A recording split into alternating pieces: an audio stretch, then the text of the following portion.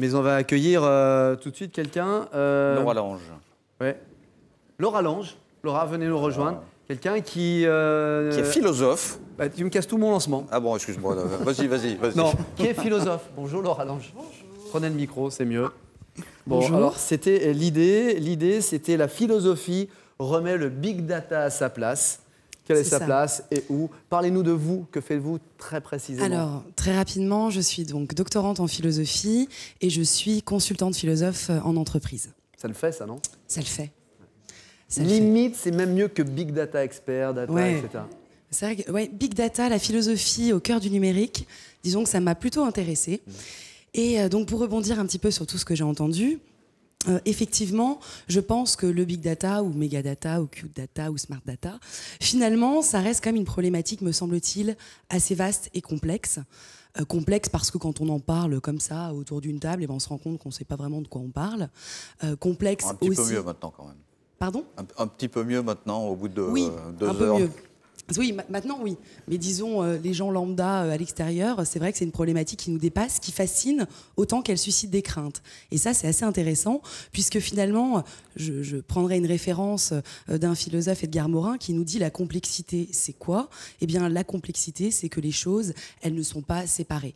Les choses sont reliées. Et si on regarde l'histoire du numérique, on voit quoi? On voit qu'au début, on a connecté des ordinateurs, puis on a connecté ensemble, on a relié des documents, puis avec Facebook, on a relié des internautes, et aujourd'hui, on parle donc de l'âge du big data, où on relie ensemble des mégadonnées qui vont donc provenir de nos ordinateurs, de nos téléphones portables, de différents capteurs qui sont présents dans nos environnements.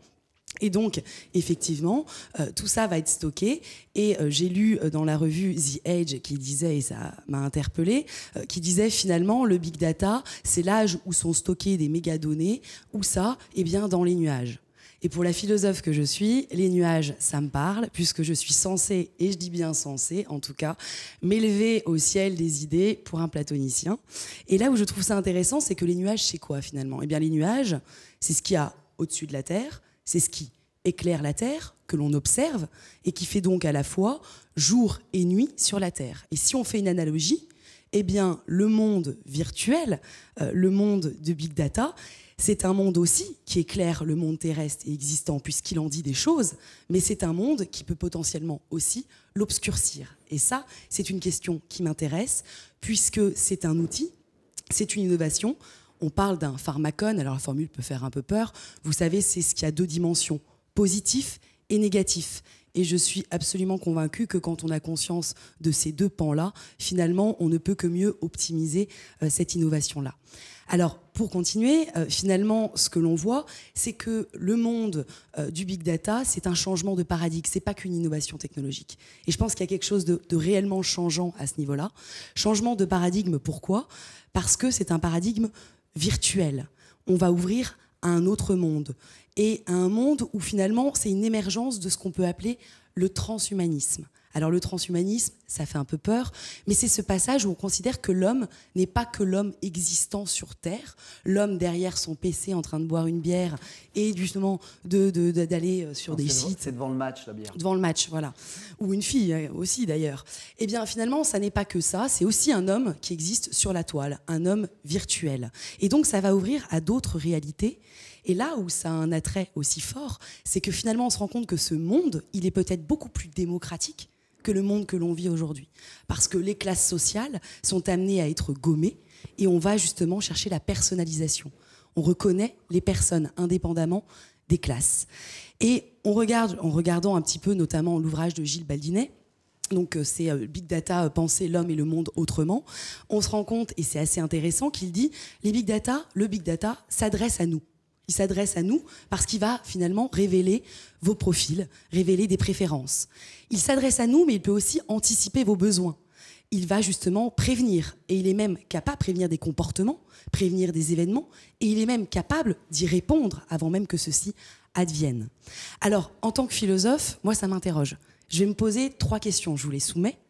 3 questions face à l'anticipation et la compréhension de certains comportements, de certaines préférences. Première question qu'on peut se poser, c'est sous couvert de personnaliser, est-ce que finalement le monde que propose le Big Data n'est pas celui ne risque-t-on pas d'aller jusqu'à modéliser des comportements? Ne risque-t-on pas d'aller catégoriser sur nos propres comportements et de créer en fait de nouvelles moyennes? Qui fait quoi? Qui achète quoi?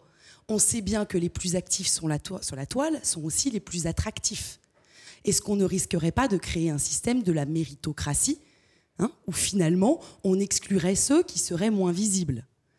Ce sont des questions qui se posent, me semble-t-il, avec l'émergence du concept de l'homme marketing, où la philosophie, ce serait finalement « je clique, je produis, donc je suis ». Une deuxième question qui peut se poser, c'est finalement, est-ce qu'on ne risque pas de voir apparaître un nouveau système de pouvoir? Pourquoi un nouveau système de pouvoir? Un nouveau système de pouvoir sur lequel nous n'aurions plus aucun pouvoir. Puisqu'au final, je ne sais pas comment je suis profilée. Je ne sais pas comment je suis catégorisée. Je n'en sais rien. Si on s'adresse à nous, la vérité, c'est qu'au final, on se fiche de qui nous sommes à titre personnel. On s'adresse à un profil que l'on va cibler. Je ne suis pas là en train de dire c'est bien ou c'est mal. Je dis juste qu'il me semble que finalement, c'est une personnalisation sans sujet. Ce qui est intéressant, c'est qu'on nous rend visibles autant qu'invisibles. C'est un vrai paradoxe de ce milieu, de ce système. Enfin, troisième question, on peut se demander dans quelle mesure, effectivement, nos propres décisions ne sont pas influencées par, effectivement, le big data. On peut se poser la question de se dire, mais finalement, si on parle d'acte d'achat, de réflexe, quelle est ma part de volonté et d'entendement dans ce que moi, je vais faire et œuvrer, la façon dont je vais pouvoir cliquer sur quelque chose? Est-ce qu'on peut aller justement jusqu'à m'empêcher d'avoir accès à certains contenus ou me contraindre à visionner plutôt certains types de contenus par rapport à ce que j'aurais visionné avant? Donc je trouve que c'est intéressant parce que ça voudrait dire, est-ce qu'il n'y aurait pas finalement une invitation à un comportement réflexe primaire, voire animalier, dans une société qui chemine vers l'ère de la robotique? C'est un grand paradoxe quand même.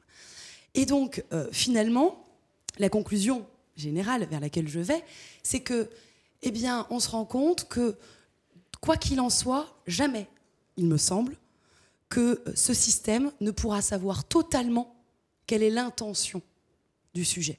Parce qu'on raisonne plutôt en termes de conséquences. Pourquoi? Parce que nous sommes des sujets complexes. Les individus sont éminemment complexes. Et il n'y a pas que les femmes. On est tous très complexes. Dans les intentions, quand je like... On sait très bien quand je like ou j'achète que je peux liker machinalement, par envie, pour faire plaisir, voire même, je pourrais même m'être trompée, tout simplement.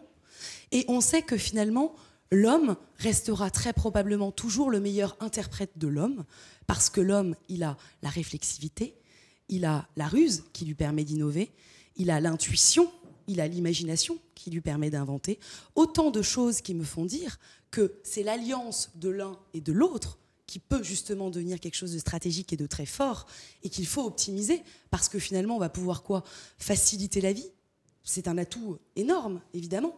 L'essentiel, c'est que l'homme se serve de la technique, et que la technique, on n'inverse pas les choses. Et donc, finalement, je me dirais, l'homme a à être acteur d'une situation qu'il a lui-même initiée, parce que c'est ce que vous disiez tout à l'heure, effectivement, eh ben, l'homme, il surfe sur la toile, et on est les premiers acteurs de ça. Finalement, on est tous potentiellement impudiques à ce niveau-là. Et ce qu'il y a en sous-bassement, c'est ce fantasme que je trouve assez intéressant, ce fantasme d'omniprésence que nous offre le milieu virtuel. Finalement, moi, demain, je peux être un peu partout, même si demain, je décède, je touche la table, eh bien, finalement, je peux exister encore virtuellement sur la toile. Et donc, il n'y a plus d'espace et de temps. Tout ça est transcendé. Et il y a aussi le rapport à l'omnipotence. L'omnipotence qui est qu'en un clic, je peux être, avoir, pouvoir, aller. Et donc pour terminer, je terminerai en disant tout simplement que je pense que le big data répond d'abord à un besoin humain, celui justement de prédiction de l'avenir, le fait de se poser les questions de demain. Et je citerai Montaigne qui disait justement c'est qu'une folie de la jeunesse, parce que celui qui se pose la question de demain, c'est celui qui a un rapport au temps, justement, il n'y a que la jeunesse qui se la pose. La vieillesse, elle est dans un rapport au temps différent, elle a conscience de la valeur.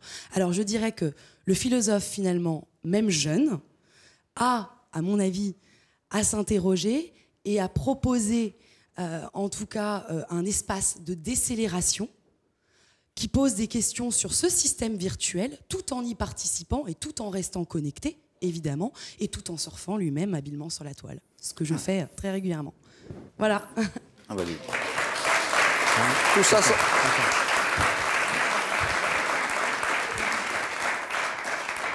tout ça sans ces notes. Entre ce qu'il y avait avant vous et vous n'avez pas un Doliprane? En tout cas, tu as pris beaucoup de notes. Sinon, ouais, je clique, je produis, donc je suis. La complexité, c'est quoi? C'est parce que les choses ne sont pas séparées. Elles sont reliées. Ah, moi, ça m'interpelle. C'est interpellant. Bon, vous aurez l'occasion de parler avec Laura pendant le cocktail, je l'espère. Merci Laura Lange, merci beaucoup. Merci beaucoup.